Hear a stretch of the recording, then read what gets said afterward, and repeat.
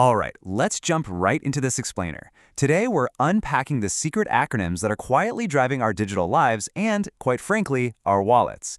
We're going to be looking at some seriously fascinating research on how our connected world has literally rewired our psychology and our consumer habits. Be honest, have you ever bought something you absolutely did not need just because everyone else seemed to have it? It is a deeply relatable dilemma for the modern digital consumer. We are constantly bombarded by everyone else's highlight reels, right? The perfect vacations, the exclusive events, the shiny new gadgets. But what is that constant exposure actually doing to our brains and our bank accounts?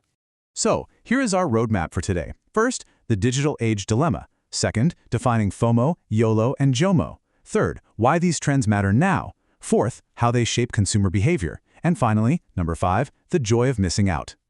All right, Section 2, defining FOMO, YOLO, and JOMO. Let's start by establishing exactly what these three omnipresent internet buzzwords actually mean, according to psychological research. You know, what's really wild here is that FOMO isn't just some casual, passing feeling. Researchers actually defined it as a true anxiety. First introduced by Dan Herman, FOMO is fundamentally rooted in the fear of social exclusion. It's that exhausting, anxious pressure you feel to keep up with absolutely every update, like, and comment, all driven by the worry that you're missing out on an experience that others are having. And then, of course, we have YOLO. Believe it or not, this was actually added to the Oxford Dictionary back in 2016. YOLO is basically the modern risk-taking equivalent of carpe diem. It pushes people to live for their own immediate happiness, focusing heavily on the present moment. So instead of fearing what you're missing, YOLO encourages taking action, often throwing caution to the wind to capture fleeting experiences because, well, time is supposedly running out. But now, emerging as this really powerful countercultural movement, we have JOMO. First popularized by tech entrepreneur Anil Dash, JOMO represents a profound paradigm shift. Instead of anxiety, you find fulfillment in solitude. It's the conscious, intentional choice to disconnect and find deep comfort right there in your present moment, completely free from the demands of the digital world. Looking at them side by side, there is just a stark emotional contrast between these two mindsets. On one side, you have the desperate anxiety and external focus of FOMO, which traps you in a relentless cycle of constant connectivity. On the other side, you have the empowering, self-compassionate autonomy of JOMO. JOMO isn't just about turning off your phone either. It's a psychological orientation towards mindfulness and internal satisfaction. Moving into Section 3, why these trends matter now. Let's look at the exact catalysts that brought these terms out of internet slang into the very forefront of psychological study.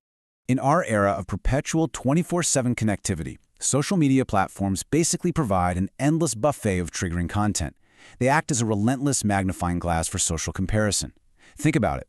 Whenever you open an app, you are vividly broadcasted the successes, the beautiful families, and the exciting vacations of your peers, and that inherently triggers that deep fear of being left behind. So let's look at how this builds into a literal psychological trap. Researchers actually call it the social media FOMO habit loop. It starts simply enough. Our innocent human search for connection leads us to view those vivid highlight reels. But this inevitably triggers feelings of exclusion, the FOMO, which then perversely traps us in an anxious, habit-forming loop of compulsive scrolling as we desperately try to soothe that exact same anxiety. Section 4. How they shape consumer behavior. Let's dive into FOMO and YOLO spending and how this psychological pressure cooker actually manipulates us into opening our wallets. Research shows that marketers absolutely weaponize this digital anxiety. They use specific strategies, sometimes referred to as dark patterns, designed to turn our fear of missing out into sudden, unplanned purchases. They leverage social proof, limited quantity scarcity, and appeal to our need for uniqueness to firmly push us from casually browsing to impulsively buying. We have all seen this very common scenario, right? A simple, high-demand message pops up like, "This product was sold 600 times in the last 24 hours." Well, that creates instant manufactured competition. As the research points out, this prompts a very specific impulsive thought in the consumer's mind. Why should I be left out while everyone else gets this experience? It literally leverages your social anxiety to force a transaction. And studies show a direct link here. Individuals experiencing high levels of FOMO increasingly turn to impulsive online buying. Why? Simply to alleviate their stress and maintain a feeling of social connectivity.